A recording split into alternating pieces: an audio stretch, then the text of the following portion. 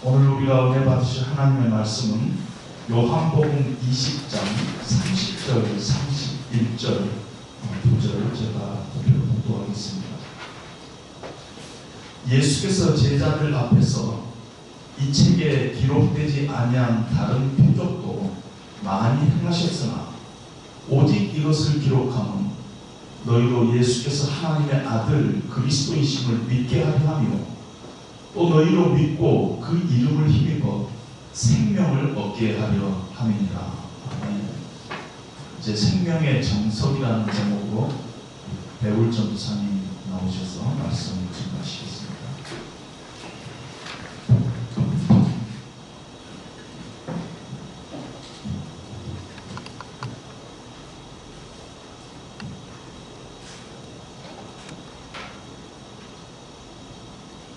샬롬. 오랜만에 소리 듣는 것 같은데 많이 떨리고 힘들지만 그 마음으로 말씀 받아주시면 좋겠습니다. 오늘 12월에 벌써 절반이 지나고 그렇다는 것은 올해가 벌써 마무리가 되어간다는 것이죠.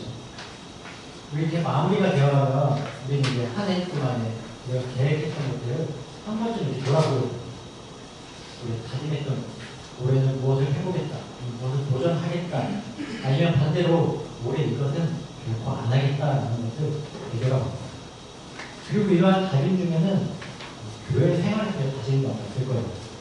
나의 신앙생활에 있어서, 나의 믿음 생활에 있어서 어떤 것들을 지키고 행하야겠다라고 말이죠.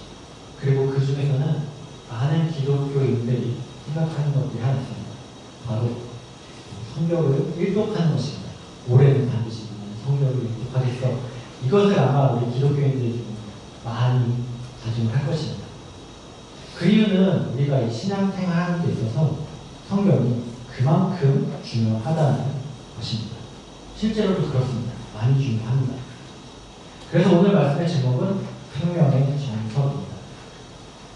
이 생명의 정석이라는 제목을 보면 우리가 알던 한 책과 약간 비슷한 느낌이 있습니다.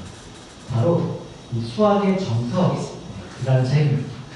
아마 모두들 한 번쯤 다 들어봤을 거라 생각이 듭니다. 지금은 이 수학에 관련된 책들이 너무나 많이 나와서 무엇을 참고하고 공부하는지는 저는 잘 모르겠습니다. 하지만 적어도 제가 학교를 다닐 때만 해도 이 책은 수학을 조금이라도 공부하겠다라고 생각하는 분들은 거의 대부분이 보았던 책입니다. 저는 이 고등학교에 다닐 때만 해도 공부를 잘하게 생겼던 것 같습니다. 실제로 공부를 잘하지 못했습니다. 근데 왜냐하면 제 친구들이 제 겉모습만 보고 뭐 좀 알려달라고, 문제 좀 알려달라고 다가온 적이 상당히 많습니다. 하지만 저는 이 생긴것과 다르게 일찌감치 수학을 포기했습니다. 그래서 당연히 친구들에게 알려줄 수도 없었습니다. 그런데 이렇게 일찍이 수학을 포기했던 이 수포자였던 저는 그럼에도 불구하고 이 수학의 정석을 보고 공부를 했던 적이 있습니다. 그만큼 이 책은 수학에 있어서 정말로 정석과 같은 필독서와 같은 존재였던 것이죠. 그런데 이 책은 1966년 초판이 되었다고 해요. 그리고 놀랍게도 이 수학의 정석은 아직까지도 나오고 있습니다.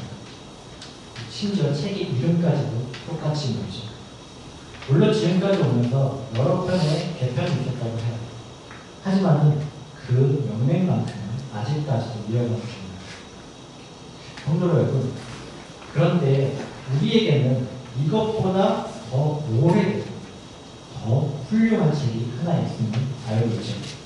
바로 성경입니다. 우리 이 성경을 세상의 시각으로 생각해 본다고 해도 정말로 대단한 책임은 분명합니다. 성경을 연구하는 학자들에 의하면 이 성경은 약 기원전 1400년부터 쓰여졌다고 보고 있어요. 그리고 이 성경은 다양한 직업을 가졌던 사람들에 의해서 기록되었습니다. 또한 이 다양한 사람들에 의해 기록된 총 시간이 합치면 약 1500년이라고 합니다. 그런데 이 성경은 1500년 동안 다양한 직업을 가진 사람들에 의해서 여러 가지 관점에 의해서 기록되었음에도 불구하고 모두 똑같은 방향성을 가지고 쓰여졌다는 사실입니다. 바로 우리 예수 그리스도를 보고 쓰여졌습니다. 또한 이렇게 우리에게 예수 그리스도를 말해주고 있는 성경은 놀랍게도 오랜 시간 걸쳐 내려오면서 번역하면서의 오류는 살짝 있을지 몰라도 그 내용과 의미는 정확하게 전달되고 있다는 사실입니다. 실제로도 학자들이 발견했던 옛날 성경을 보아도 지금과 거의 똑같다고 합니다. 변함이 없다고 해요. 우리가 이러한 사실만 봐도 단순하게 생각만 해도 우리가 내가 아는 지식이 한두 사람만 거쳐가도 그 내용이 변질되고 오류가 돼서 오해하기 쉬운데 성경은 오히려 그런 오류가 없다는 것입니다. 이렇게 성경은 세상의 시각만 봐도 정말 대단한 책이구나. 그리고 더 단순하게 생각만 해서도 성경은 세상에서 가장 많이 팔린 책이라는 사실만 해도 어마어마한 것이죠. 자, 그렇다면 성경은 왜 이렇게 오랫동안 이어져 오는 것일까요? 결론부터 얘기하자면 바로 우리들 때문입니다. 많은 사람들은 이 성경이 예수님을 알리는 책, 그리고 좋은 글이 많은 책, 아니면 교훈이 있는 책 정도로 알고 있는 사람들이 많습니다. 물론 이게 100% 틀리다고 말할 수 없지만 궁극적으로 성경이 말하고 성경이 쓰여진 이유는 우리 때문입니다. 우리가 이 성경을 보고 무엇인가를 깨달아 알기 위함이라는 것이죠. 오늘 말씀 31절의 상반절입니다. 제가 읽어보겠습니다. 오직 이것을 기록함은 너희로 예수께서 하나님의 아들 그리스도이심을 믿게 하려 합니다. 아멘. 무엇을 알게 하면요? 바로 예수님은 하나님의 아들 그리스도라는 사실, 그리고 그 사실을 믿게 하기 원하셨다라는 것입니다. 하나님께서는 이 사실을 이 성경을 통해서 우리가 깨달아 알기를 원하셨다는 것입니다. 이 요한복음에서는 예수님께서 하나님의 아들이라는 사실을 증거하기 위해서 예수님께서 공생애 동안에 행하셨던 표적들을 기록하였습니다. 그리고 이 표적들이 얼마나 많은지 이 30절에는 책에 기록되지 않은 표적들 또한 많다고 합니다. 그리고 요한복음의 마지막 장, 마지막 절인 21장 25절의 말씀에서도 이렇게 얘기하고 있습니다. 예수께서 행하신 일이 이 외에도 많으니 만일 낱낱이 기록된다면 이 세상에서라도 이 기록된 책을 주기에 부족할 줄 아노라 라고 하죠. 그렇다면 그것이 의미하는 것은 수많은 표적을 행하실 만큼 예수님께서는 능력의 주라는 것입니다. 그리고 이러한 능력을 행하시는 분은 진정한 하나님의 아들이라는 것을 나타내고 있습니다. 또한 예수님께서는 이러한 능력을 자신을 위해서가 아닌 우리를 위해 사용하셨습니다. 그만큼 예수님께서는 이 수많은 능력을 우리에게 사용하실 만큼 쉬지 않고 은혜를 베풀어 주셨다는 것입니다. 그리고 그 예수님의 끝없는 은혜는 이 본인의 목숨을 내놓으시는 것으로 우리에게 주님의 그 사랑을 확증시켜 주셨습니다. 우리 안에 씻을 수 없었던 죄를 우리 예수님의 능력으로 다 끌어안고 가셨다는 것입니다. 예수님께서는 우리 공생의 중간에 육체의 아픔뿐만 아니라 마음까지도 치유해 주셨습니다. 그리고 더 나아가 우리의 영혼까지도 치유해 주셨다는 사실입니다. 그리고 거기서 끝나지 않으셨습니다. 예수님께서는 다시 살아나심으로 우리가 그토록 찾았던 구세주가 바로 예수 그리스도라는 사실을 나타내셨습니다. 자, 이 모든 사실을 하나님께서는 우리가 알게 하고 믿게 하기 위해서 성경을 기록하셨다는 것입니다. 그래서 오랜 세월 동안 여러 사람들을 통해서 기록하셨던 것이죠. 그리고 그것이 가능했던 이유는 우리 성경은 우리 사람의 생각으로 쓰여지지 않았다는 것입니다. 바로 하나님의 감동으로 쓰여졌기 때문입니다.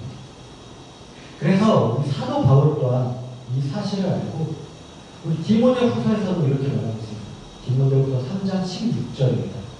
모든 성경은 하나님의 감동으로 된 것으로 라고 말이죠.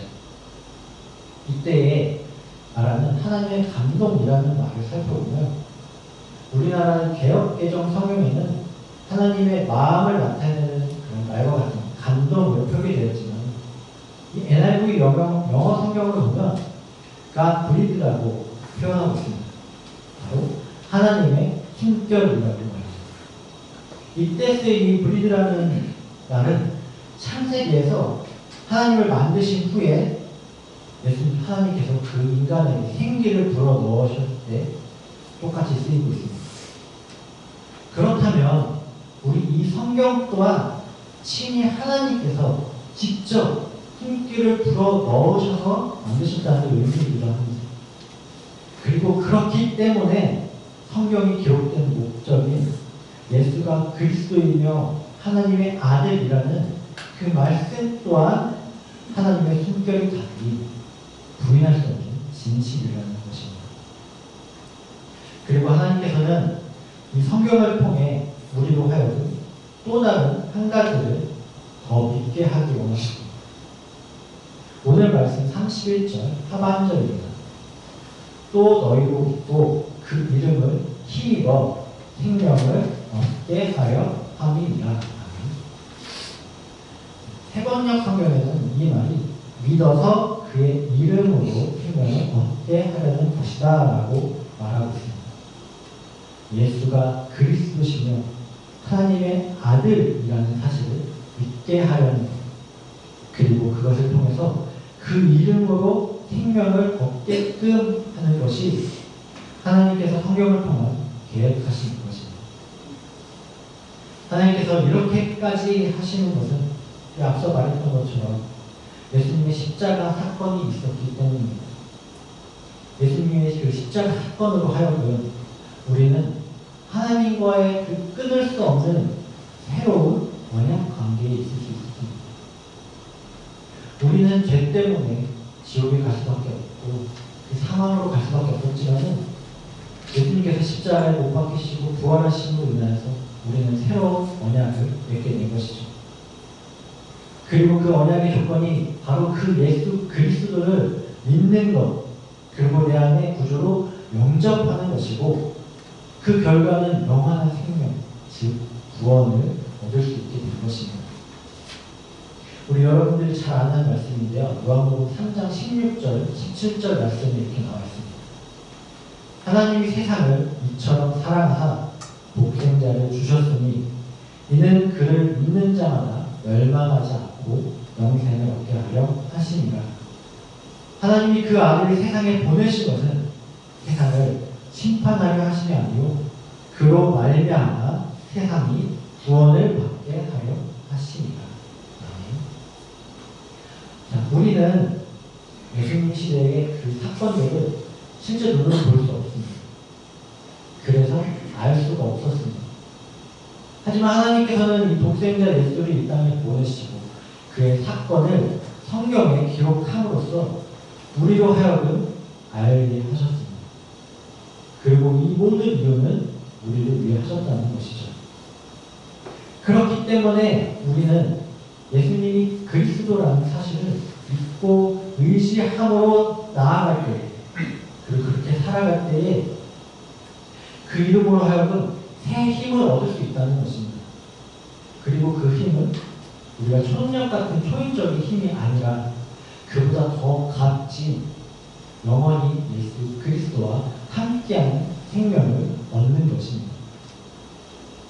여러분, 그런데 그럼에도 불구하고 많은 사람들은 이 사실을 믿지 못합니다. 왜냐하면 성경에 나오는 많은 사건들을 직접 보지 않고서 믿지 못하는 그런 사건들이기 때문입니다. 차라리 하나님께서 쉽게 믿게 하기 위해서 우리의 삶 가운데에 영화 그 어벤져스와 같이 여러 초능력들이 나오는 사람들을 만드셨다면 오히려 우리가 쉽게 눈을 보고 믿을 수 있었을 것입니다. 하지만 그렇게 된다면 만약에 그 초능력이 사라졌을 때 우리의 믿었던 그 믿음 또한 쉽게 사라질 것입니다. 또 우리가 믿는 믿음은 이 그리스도가 아닌 그 초능력을 믿는 믿음으로 변질될 것이에요. 그리고 실제로 이러한 모습은 예수님이 살아 계셨을 당시에도 비슷했습니다. 아니 오히려 그런 기적을 보고서도 믿지 못하는 사람들이 많았습니다. 왜냐하면 그들의 마음은 닫혀 있었기 때문이죠. 그래서 아무리 보아도 아무리 예수님 말씀을 들어도 예수님은 그냥 그저 신기한 사람으로, 아니 오히려 이 나라를 어지럽히는 사람 등으로 여겼습니다. 심지어 예수님을 따르던 그 제자 또한 예수님을 믿지 못한 적이 있습니다. 수많은 이적과 수많은 기적을 이 눈으로 직접 봤음에도 불구하고 말이죠. 바로 오늘 읽은 말씀 바로 전에 나오는 사건입니다. 제자 도마의 사건이죠. 예수님께서 십자가에 못 박히시고 돌아가신 후에 3일 만에 살아나셨죠. 이후에 예수님께서는 제자들에게 나타나십니다. 그리고 그 예수님을 보았던 제자들은 그 모습을 아직 보지 못했던 제자들이 도마에게 가서 알려주었어요. 예수님이 살아나셨다고 말이죠. 하지만 도마는 어떠했나요? 도마는 내가 직접 보고 손으로 옷자국에 넣어보지 않고서는 믿지 못하겠다라고 말을 하였습니다. 그런 일이 있은 후에 우리 예수님께서는 도마에게 직접 나타나셨어요. 그리고 만져보라고 말씀하셨습니다. 도마는 그제서야 비로소 믿었습니다.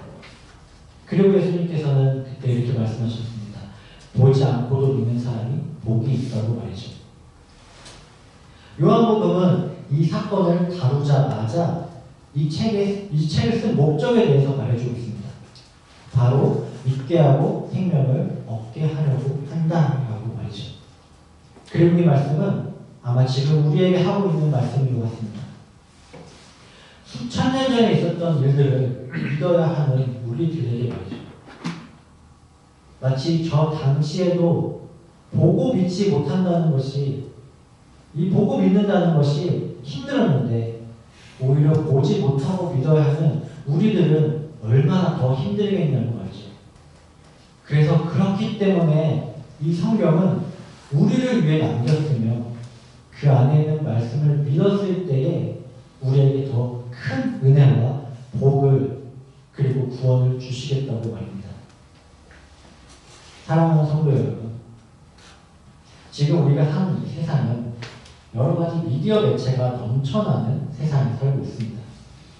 멀리 가지 않아도 지금 곳곳에서 무슨 일이 일어나는지 알 수 있는 세상입니다.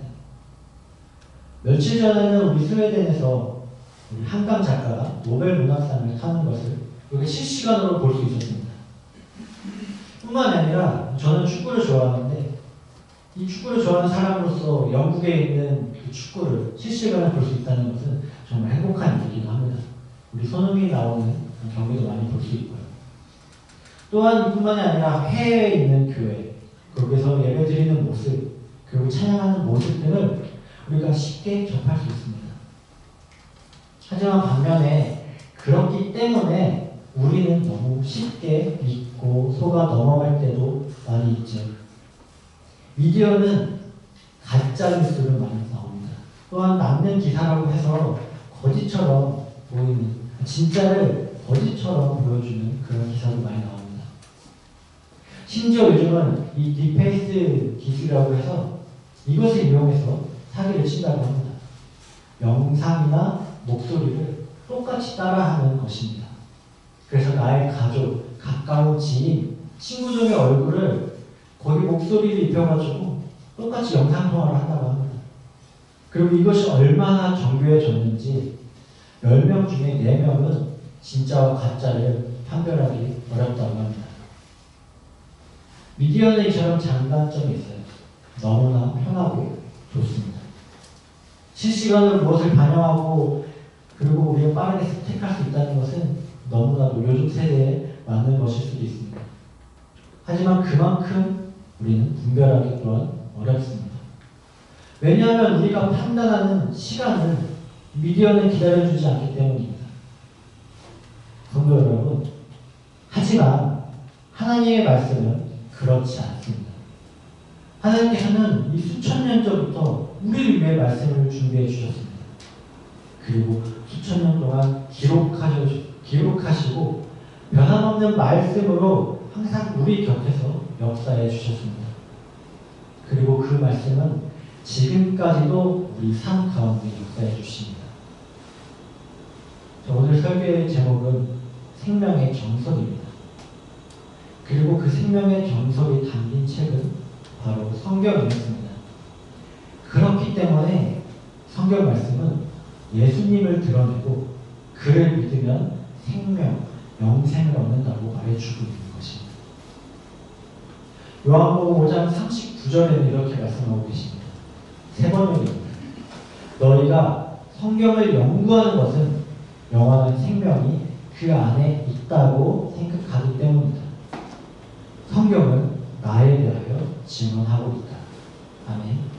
자, 그리고 사도 요한이 쓴 또 다른 책인 우리 요한 1서 1장 3절에도 이렇게 말하고 있어요. 우리가 보고 들은 바를 너희에게도 전하는 너희로 우리와 상임이 있게 하려 함이니 우리의 사귐은 아버지와 그의 아들 예수 그리스도와 더불어 우리입니다. 아멘. 성도 여러분, 올해가 마무리 되어가는 시점에 있습니다. 혹시나 내가 성경 입독을 다짐했는데 아직 많이 남아있어서 마음이 어려우신 분이 있으신가요? 아니면 내가 그리스도인으로서 이 성경을 많이 보지 못하여서 걱정하는 분들이 있으신가요? 그렇다면 우리 걱정하지 마시고 천천히 한번 읽어 나가시기 바랍니다. 하나님의 말씀은 변하지 않습니다. 항상 우리와 함께 하십니다. 우리 성경 말씀은 우리를 위해 만드셨기 때문이죠. 그러니 우리 무엇에 얽매여서 말씀을 이 눈으로만 지나치지 않았으면 좋겠습니다. 조금은 느리더라도 천천히 하나님의 말씀을 소화시킴으로써 말씀 가운데서 하나님의 숨결을 느꼈으면 합니다. 그래서 우리 생명의 정석인 하나님의 말씀을 우리 삶 가운데 간직하기 바랍니다. 또한 그래서 예수님을 알고 우리 주님과 사귀어서 그의 이름으로 힘입어 힘을 누리기 원합니다. 또한 더 나아가 그렇게 됨으로 우리 예수 생명의 구원의 기쁨을 받아 누리는 저와 여러분들이 되기를 주님의 이름으로 축복하고 기도합니다. 우리 함께 찬양하겠습니다. 앞서 찬양했던 찬양인데요.